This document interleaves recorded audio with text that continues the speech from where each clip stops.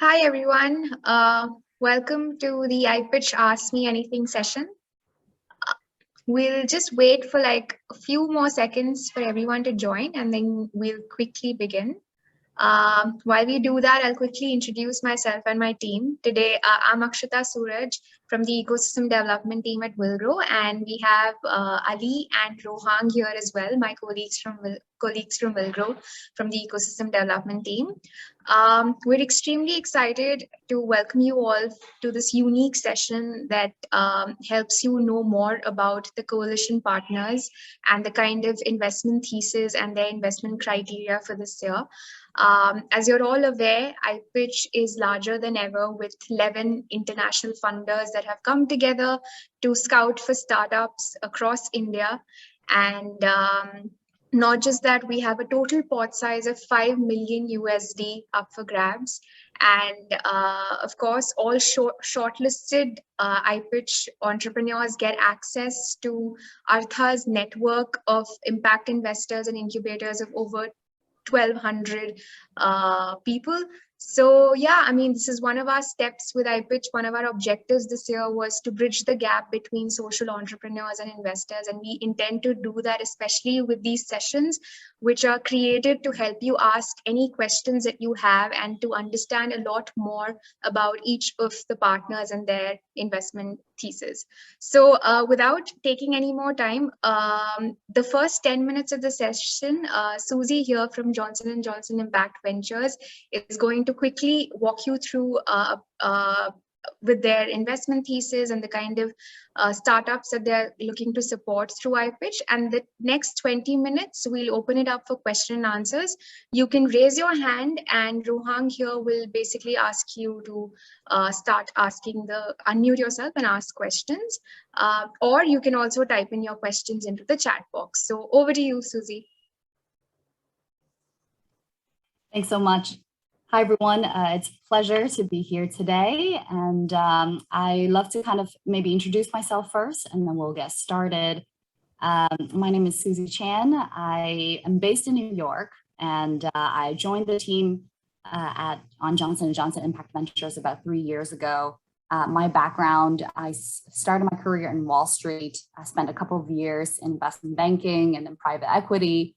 Decided to go to business school and then found the light, as you will, and realized that impact investing or exploring this intersection of impact and business is something that I'm just really passionate about. And so joined the team about 3 years ago to really help build this platform. And I love to kind of share a little bit with you kind of our journey over the past 3 years, what we have been up to, and would love and welcome any feedback that you might have as well. So maybe I could share my screen. If everyone can see my screen. Yes. Perfect.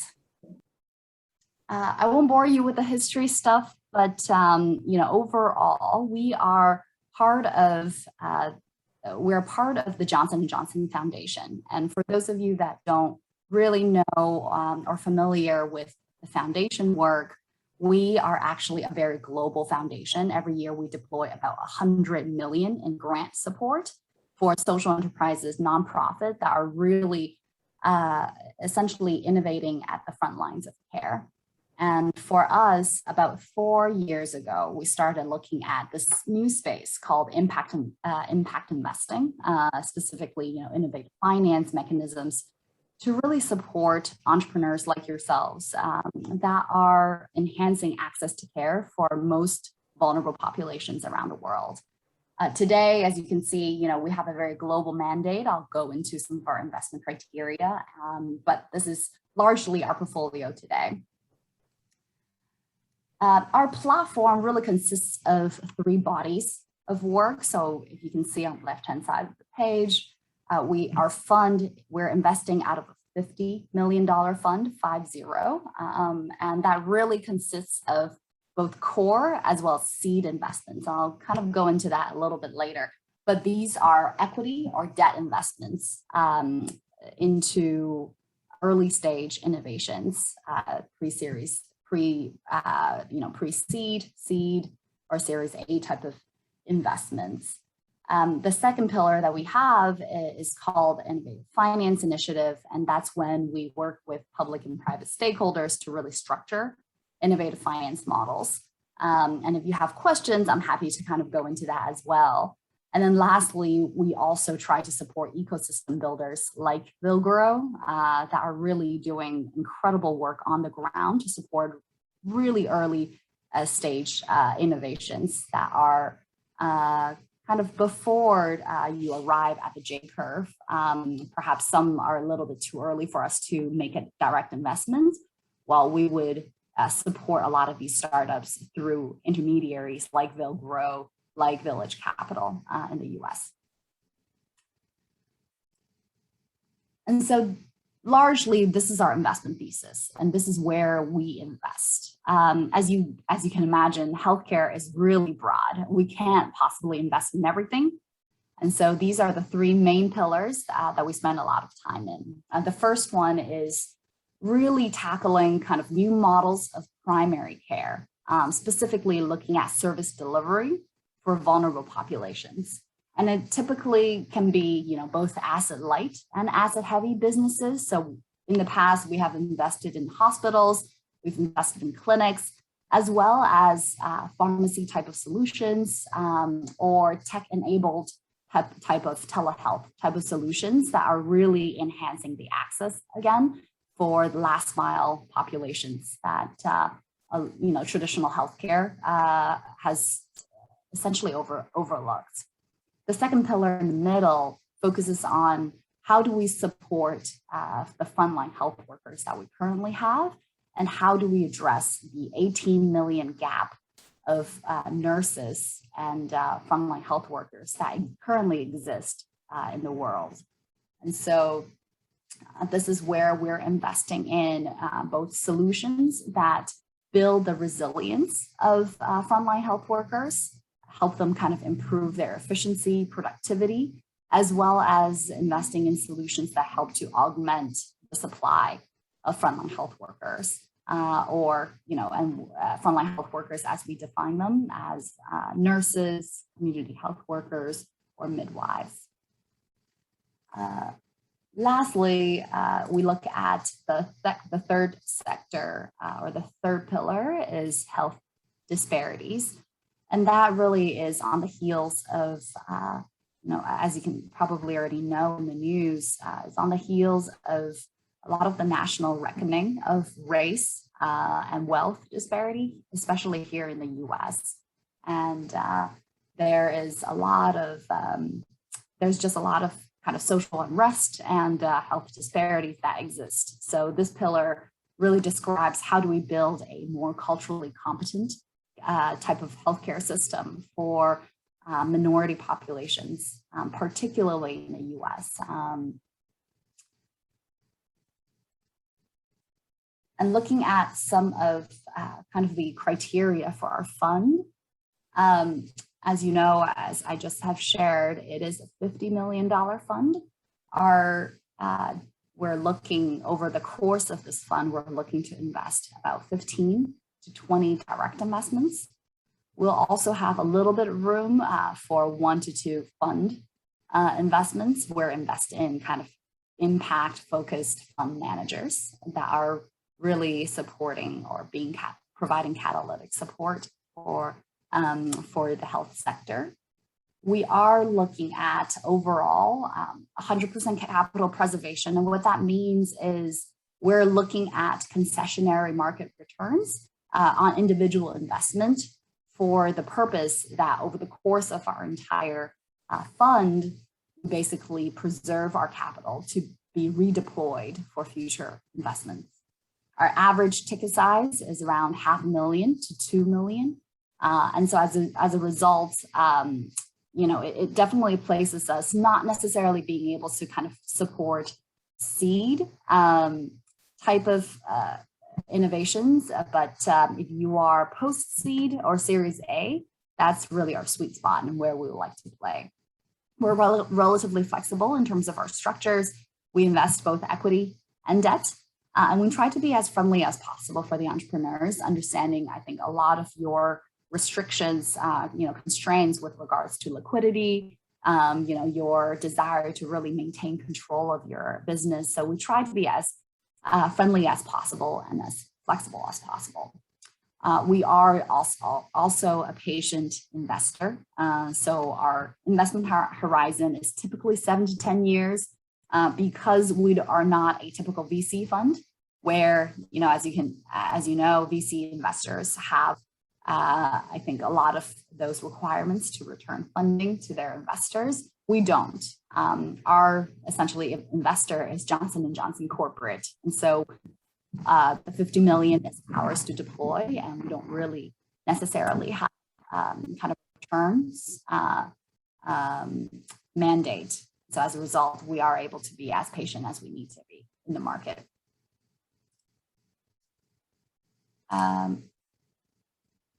I'm going to kind of maybe keep going, and then I'll answer some of those questions till the end, if that's okay. I do see a lot of them in the chat box.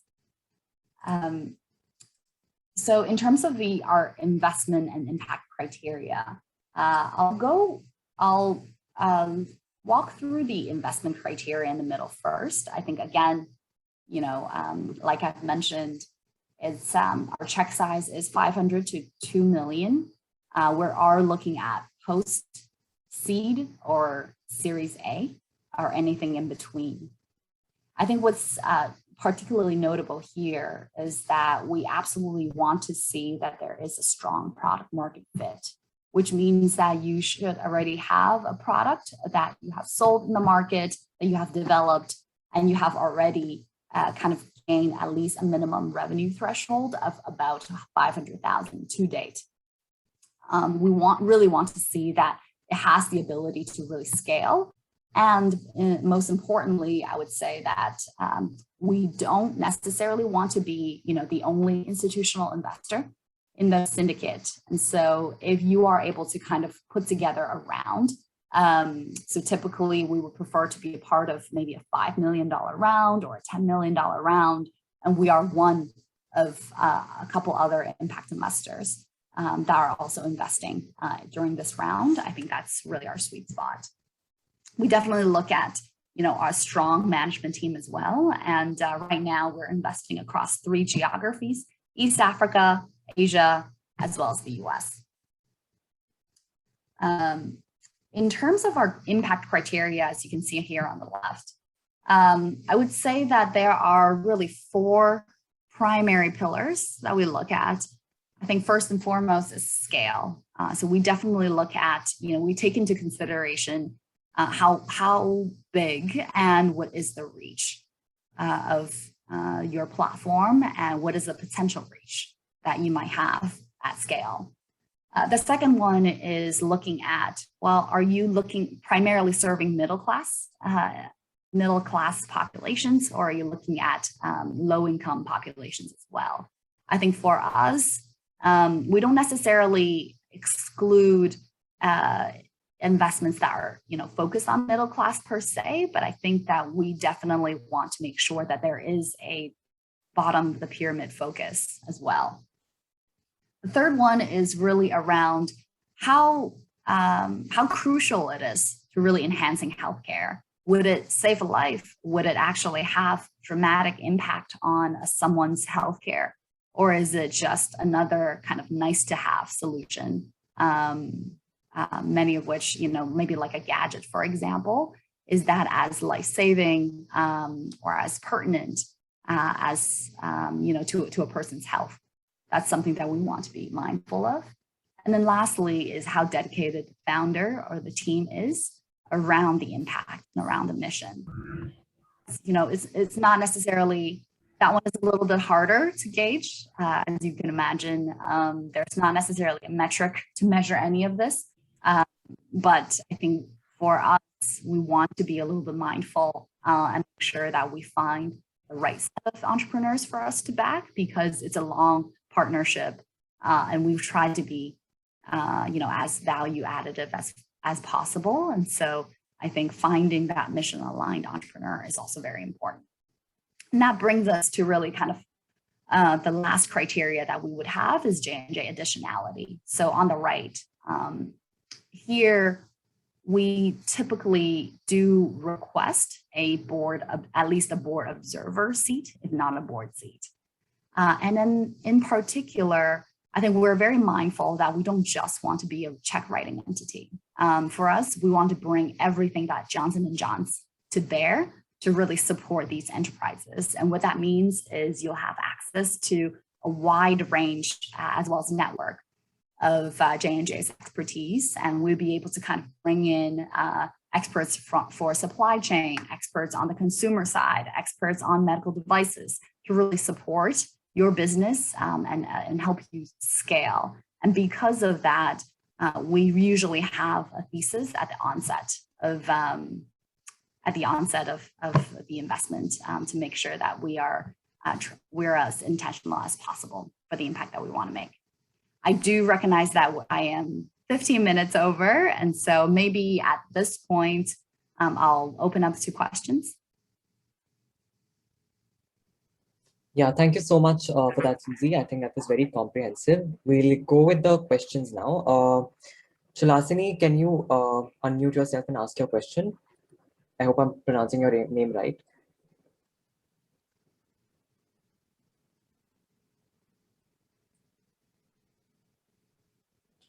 Hi, Chalasini. Request you to kindly unmute yourself and ask your question.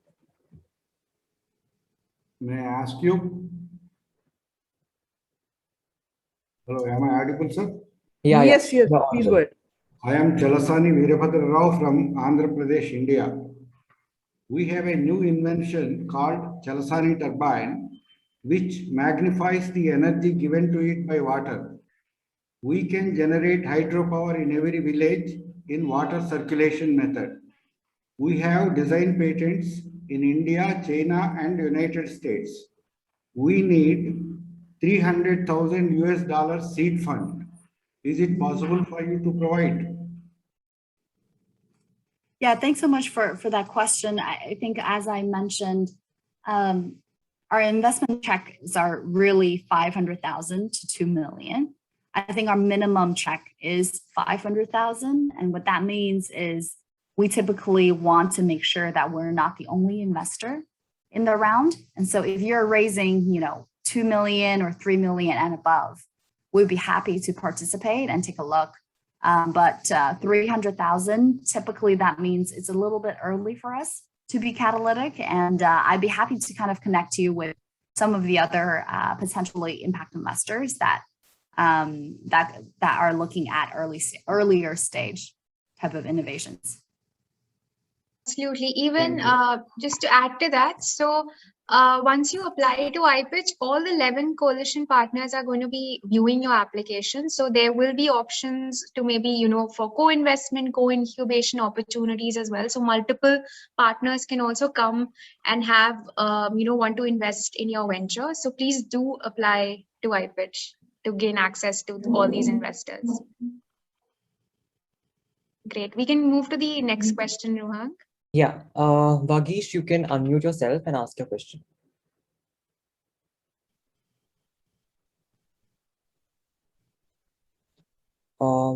Vagish, I kindly request you to unmute yourself and ask your question.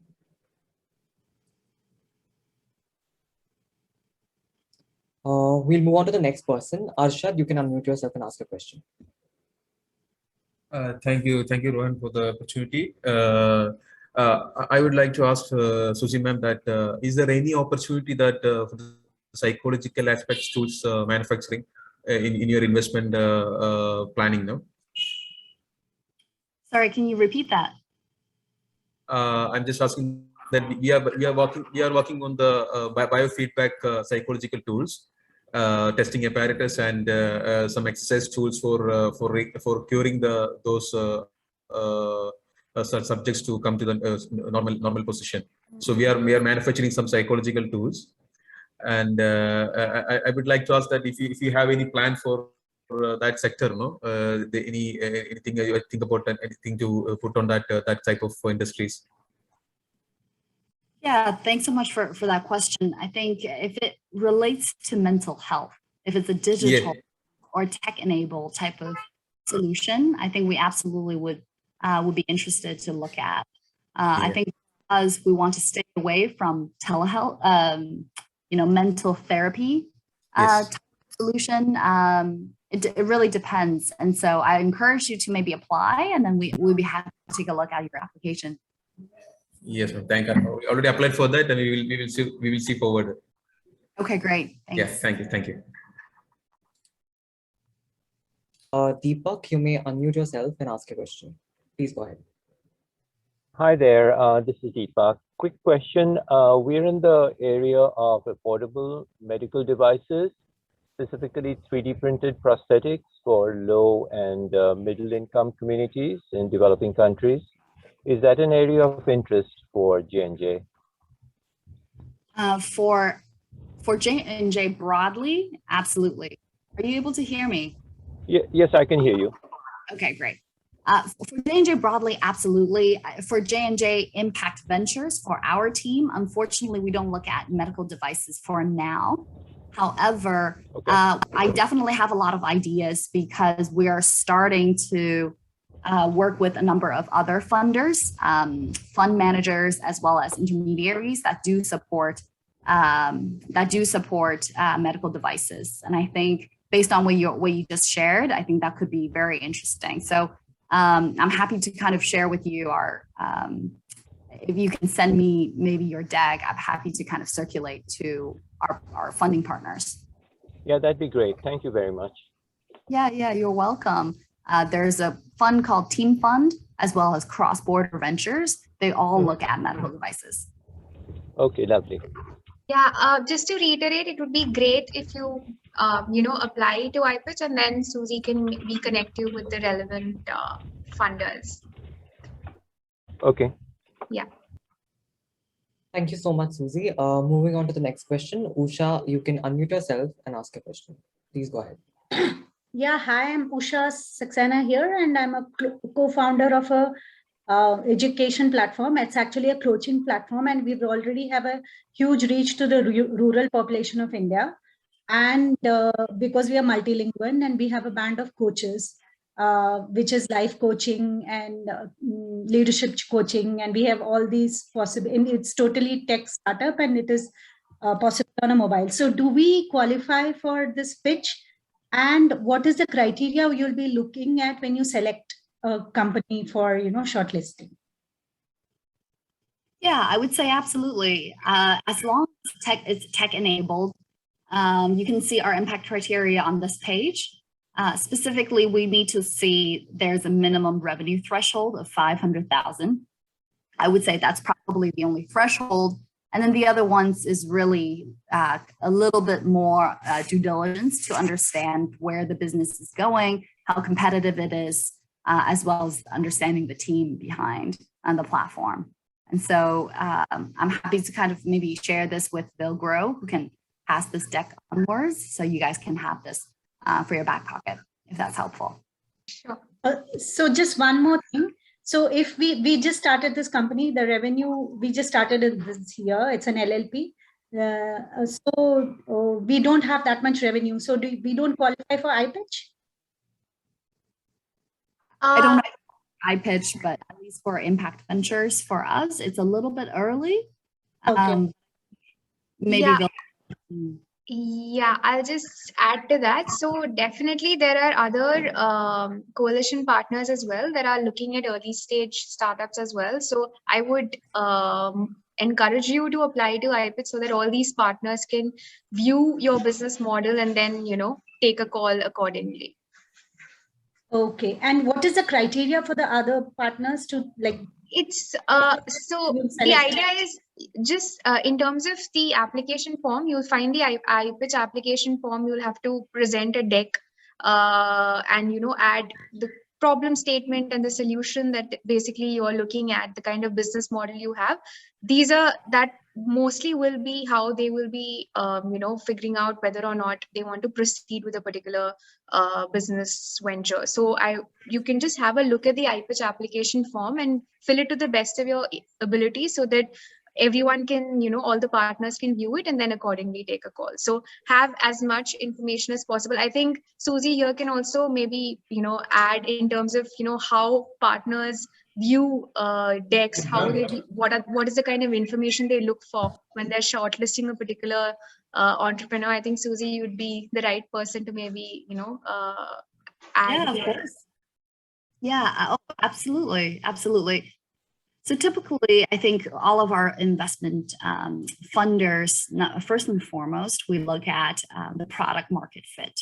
So which means even if they're looking at an early stage startup, what they want to see is that you have already generated some market interest. You have shown that there is interest or potential customers that will buy your product.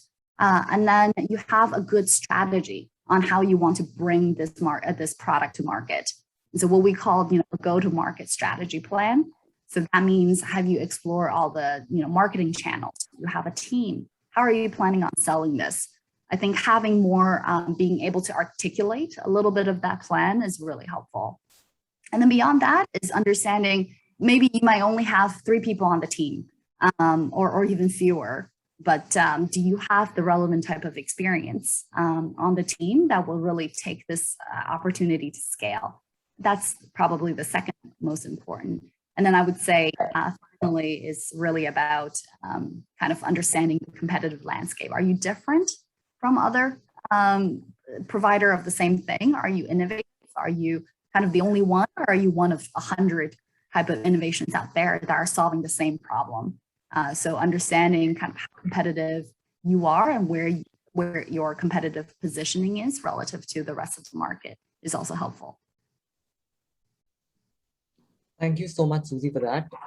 Vikram Goel, you can unmute yourself and ask your question. Hi, Susie. This is Vikram from Incredible Devices. Actually, we built a medical device that basically avoid cross-contamination among medical workers, especially nurses, technician, or GDS. So are we eligible to apply for your fund? As you have mentioned, like not emerging market pharmaceutical or hardware or products are eligible. So there's a bit confusion. Yes, I agree. We typically we have not looked at any medical devices. We usually look at kind of service delivery as opposed to kind of the hard assets. That being said, because you focus primarily on frontline health workers, I think that's an area that we really want to support. And so please feel free to, if you do meet kind of the revenue threshold criteria, definitely apply to the iPitch, and we'd be happy to take a look at your platform. And the revenue criteria is minimum like $500,000. 500,000. If you are close, if you're 200,000, I feel like that might be a little early. But if you're maybe 350 or 400, I think we'd be happy to take a look as well. Oh, great! Thank you. Thank you. Okay, we'll proceed to the next question. It's by. So sorry to interrupt. One more question. Like, this is the revenue $350 is the current revenue of the organization, or this is the target revenue post your funding? So let's say, let's say soon. So this year. This year. Okay. Yeah. Got it. Thank you. Yeah, please. Yeah, thanks, Susie. Uttam, please unmute yourself and ask your question. Yeah, good evening, Misha. This is Uttam from Bhubaneswar. We have initiated the health aspect of men and women in rural area as well as in the urban area. That is based on agro-based. That is adding value to the food as well as staple foods that will increase the nutritional aspect of health of children and women. So how can we be able the funds from the partners? So are you asking how you would be able to work with our partners?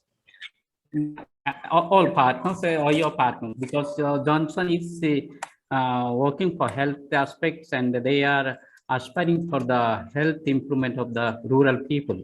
And this is very scalable, that will be reaching out to the hospitals as well as the children, as well as the school also and women also. And job creation is also very scalable because that is the product of the farmers.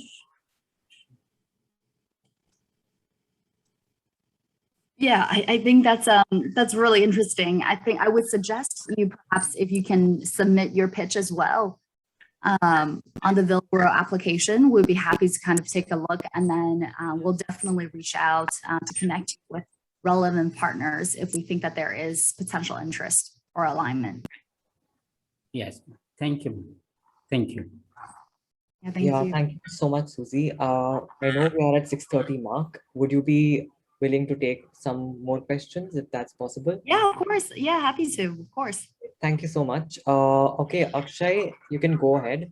Also request everybody to keep your questions crisp. Yeah, please unmute yourself and ask.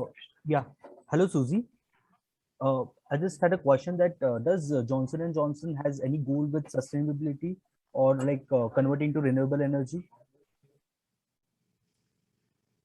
So Yeah. fortunately, right now, we don't necessarily because we're primarily focused on health.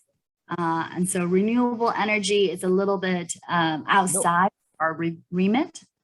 No, not as an investment, means as an organization, converting to renewable, having sustainable goals like that. Yeah, oh yeah, absolutely. We actually have a sustainability team internally within J&J. And so that is focused on how do we convert kind of, I mean, our overall supply chain around the world. As you know, we operate in every single country. Yeah, that's why I asked. Yeah, right. Yeah. Exactly. And so internally, there's a huge push and a lot of momentum to make sure we are conducting business in local markets as sustainable as possible. We are definitely converting our supply chain. We had means industry products, means hybrid solution of wind and solar, which can be of your use. Yeah. Oh, very cool. Yeah, I would love to share that with you. Yeah, somehow. Yeah, sure. You know, it's not necessarily my strong suit because I'm not on the sustainability team, but yeah, please feel free to share, and I'd be happy to maybe share that with our colleagues. Sure. Thank you, Susie. Yeah. Yeah. So Jayakar, you can ask a question. Please unmute yourself.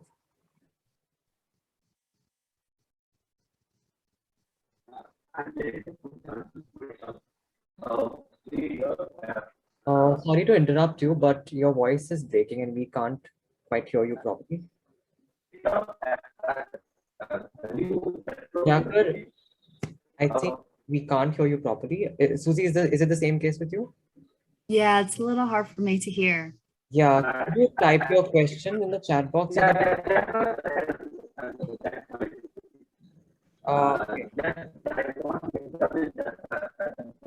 Jayakar, sorry to interrupt you, but we cannot hear you. Like we can't make out what you're saying. Please request you to type your question in the chat box. Jayakar ji, your voice is echoing. Jayakar ji, your voice is echoing. I think he can type in the question into the chat box. You can move with the other. We'll move with Uttam. Uttam, please unmute yourself and ask a question. Uttam, are you there? Okay, if not, then we'll move with the questions in the chat box. Yeah, so there's a question by Tamal who asks, what exactly is the criteria for J&J Impact Ventures for seed round, and what is the minimum amount on seed and for post-seed investment? Yeah, thank you so much for that. We don't invest in seed round, unfortunately. We only invest in post-seed. And as I mentioned, our minimum check size is 500,000. If that's helpful. Yeah, thank you so much, Susie. Moving on to the next question. What are the criteria for investment by J&J Impact Ventures, and what's the investment commitment amount? I think you've pretty much covered this in the slide. So, yeah. Yes. Yeah. Let me know if there's anything. The next question. Sorry for that. So there's a question by Jayakar. Yeah, he's typed in the chat box, which says that we develop a new dual wavelength 3-dimensional wave bundle resonance sensing device in the spectrometry aspect on biomolecules, and for prototyping for the integrated probing of biomolecules with mass spectrometry and NMR spectroscopy. For this, we are looking for partners to establish a branch in the US. Is J&J Impact Ventures looking into investment for these kind of startups? Yeah. Yeah, Jericho, thank you so much for sharing this. This is it's a little bit outside our remit, unfortunately. We look at primarily service delivery. It's harder for us to look at life sciences or biosciences. And so unfortunately, our team would not be able to kind of support you. However, I think there is Johnson & Johnson Innovation that could potentially be interested. So if you can submit your application, we'll definitely see if we can allocate that or connect you with relevant partners internally. Thank you so much, Susie. There are a couple of questions in the chat box. So if at any point of time you think, we are crossing the mark, I know we are already over 6:30 p.m. Slot, but yeah. Moving on to the next question. There's a question by Girish who asks that we are focusing on the nutrient health drain for middle class populations to combat nutrient deficiency. Would J&J Impact Ventures be interested in investing in this kind of startup?